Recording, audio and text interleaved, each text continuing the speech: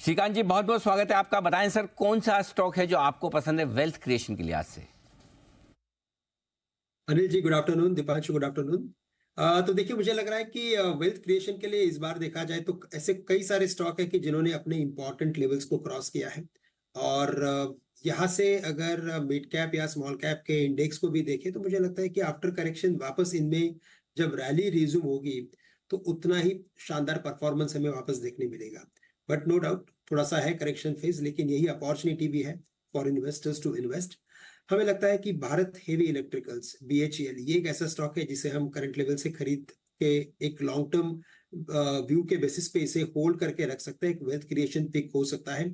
उसका सबसे बड़ा रीजन यही है कि पिछले कई महीनों से ये जो पर्टिकुलर पीएसयू है उसमें एक लगातार तेजी बनी है और कई महीनों से ये स्टॉक अपने 50, 100, 200 डेज सिंपल मूविंग एवरेज के ऊपर काफी कंफर्टेबली ट्रेड कर रहा है।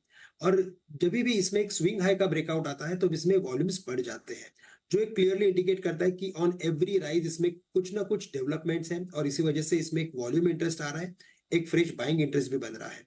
अगर इसके लॉन्ग टर्म चार्ट को देखते हैं तो मुझे लगता है कि जब इसमें एक बार अच्छी तेजी बनी थी तो ये स्टॉक 400 रुपए के करीब भी था और तब इसने 1:1 बोनस दिया था। तो हमें लगता है कि करंट लेवल से अगर इसमें खरीदारी करते हैं तो ये स्टॉक वापस से एक बार 450 से 500 के लेवल्स को, उसी पर्टिकुलर ग्लोरी को वापस ये रिकैप्चर कर सकता है। तो करंट लेवल से इसे खरीदें और एक व्यू रखें कम से कम 1 से 1.5 साल का। टारगेट्स रहेंगे 500 रुपए के। श्रीकांत जी, ये दो शेयर का मिला के 500 या एक शेयर का? नहीं नहीं नहीं।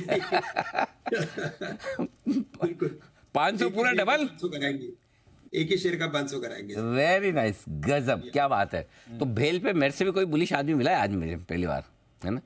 ऐसे बताइए, दोनों टारगेट्स आपके हो चुके हैं? आज के हो गए ना, आज के टारगेट 235-36 सारे आ गए।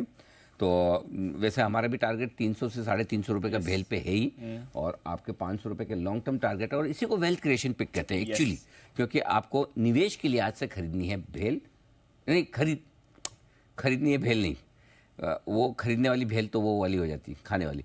खरीदना है भेल, हाँ। जेंडर बदलते वो आइटम बदल जाता है, वो खाने वाली भेल हो जाती है। ये स्टॉक खरीदना है भेल आपको 450 से 500 के लक्ष्य के लिए। ये है राय आपके लिए श्रीकांत जी की तरफ।